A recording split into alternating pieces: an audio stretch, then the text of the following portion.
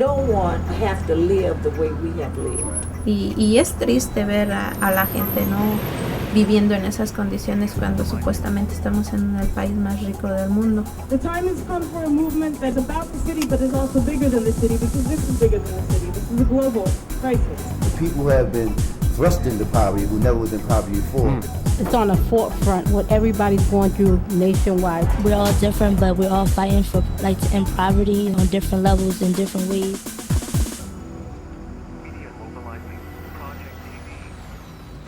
Stay strong and you can win. Hi, my name is Miguel Andrade, and thank you for watching MMP TV, where we tell the untold stories of those uniting across struggles that put people first. Today, our guests are Brian Mercer of the Media Mobilizing Project and Leon Tyree of ACT UP and Decarcerate PA. They're going to be speaking to us about MMP's Media Institute and why it's important for community-based organizations to create their own media. So welcome to the show, guys. Thanks for having us. Thank you. So maybe we could just get started just talking a little bit about yourself. So Brian, who are you? What do you do? Yeah, Miguel. My name is Brian again, and I work with the Media Mobilizing Project on our media rights and access programs. So we do a lot of work to make sure that people have the access they need to be able to produce their own stories. My name is Leon Tyree, and again, thank you for having me on. I basically work with, ACT UP, which is a grassroots organization that helps to promote and fight for the rights of those people who can't talk or fight for themselves with people living with AIDS, and also for decarceration of Pennsylvania. So I want to get a little bit more into the technical stuff, or more logistics of the Media Institute. Mm-hmm. How did it come about? Like how did this happen? We've been doing trainings like this over quite some time. And so a few years before that, we did a training called Citizen Journalism, and really trying to, make sure folks have the skills to be our own journalists and to tell our own stories. And we did another training before that called Our City, Our Voices. Sounds familiar. Yeah, I think you were part of Our City, Our Voices, right? Back in 2008? 2008, okay, yeah. Okay, yeah, and in the Our City, Our Voices training, we were able to bring together folks across communities and learned a lot of important lessons, and what makes not just a way to bring people skills, but to make a powerful space for people to really connect with each other as they're learning and sharing those skills. So, what are some ways that an organization can use some of these skills? Are there, other than the usual idea of documenting your action, what are some other ways that some people may not have thought of? The skills and things that people are learning in the Media Institute, they help show what goes into really getting our stories out. Everything from what are the types of questions that you ask someone in an interview, to how they look on camera and how that impacts how people feel about them, and I think that there's a real power for people when they realize that they can make their own media, because it allows them to share their story with others in a real direct way, So, I mean, pieces could be used as a way to start off a meeting so that other folks in the meeting could have someone who's basically joining them, to share something that's impacting them. Or it could be used as a way to do education and to share an experience that wouldn't be shared otherwise. Anything to add? For us, like ACT UP, it's one of the most powerful vehicles for us. Me being part of the Naked Seven, who went into Boehner's office to bring to a light what our issue is with him, about the fiscal cliff and about the sequestration and about finance, the PEPFAR and all the other things that help help people who live with AIDS, about people who are being incarcerated, and how that's having an effect on our communities.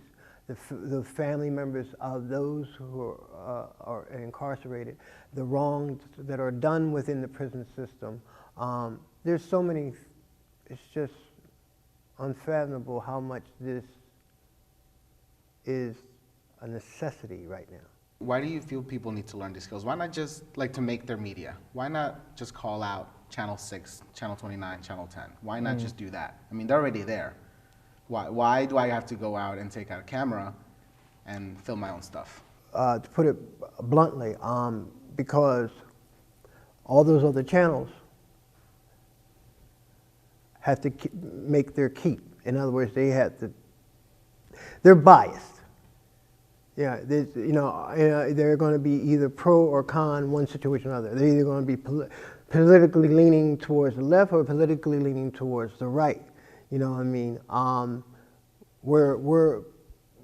When we put out, there's no changing the wording so that it sounds to fit or make other people happy. We're giving it just the way it is. The ability to be able to use media to get the people's voice out, to get those people who are most affected by a lot of issues and get the true story out.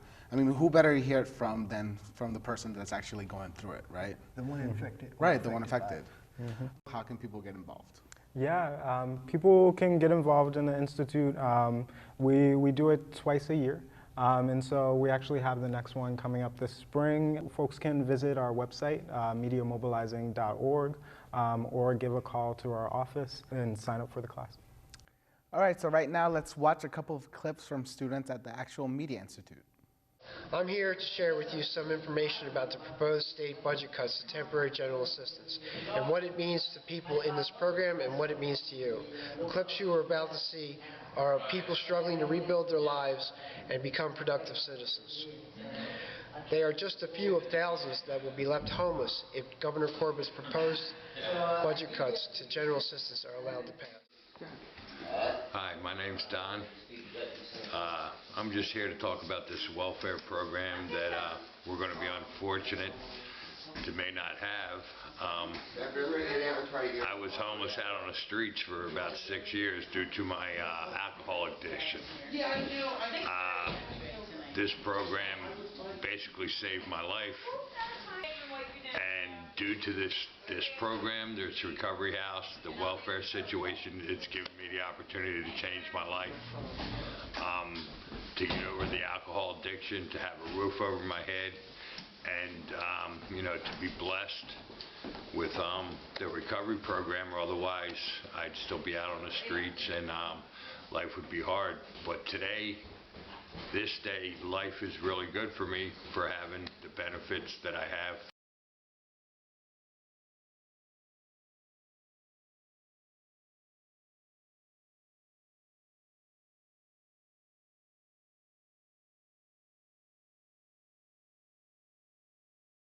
I was allowed to go on general assistance, and now by that it has helped me dramatically. It's helped me to see and also to go to drug and alcohol programs, to get treatment, individual counseling, to understand the core issue of relapse, understanding what drugs does to the brain, how it affects the family, and that was all through general assistance.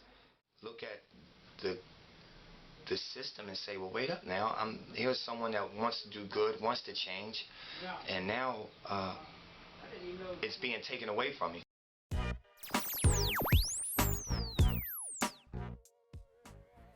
My name is Antonio Davis and I'm with MMP. This is the campaign Put People First in Pennsylvania. I'm here interviewing Demetrius Worship. Demetrius, could you tell me a little bit about yourself? I'm a part of the youth of Philadelphia. I'm 21, and I've seen a lot of challenges that's been facing our community lately. And what challenges are those currently? One of the main challenges actually is the needle exchange. This is treatment for people. And what is syringe exchange or needle exchange? Syringe exchange or needle exchange, as some call it, is actually, it allows people to come bring in their dirty needles and exchange them for new ones. Okay. This actually stops the spread of like HIV, Hep C, and other diseases that are facing our community today. And right now the government they want to ban it. We need to get something implemented that this is something that's going to work. It's been working, you know, it's been happening for years now. They actually tried to ban it back in 2009, and 26 activists actually got locked up, and the next day it was lifted. Now they're trying to do it again. You know, it's just like they want to kill us off, and, you know, we need to come together and tell them that we're not going to stand for it. And what type of issue is this? It's a human rights issue. You know what I mean? Everybody has the right to live. Everyone has the right, you know, to be able to have a healthy life.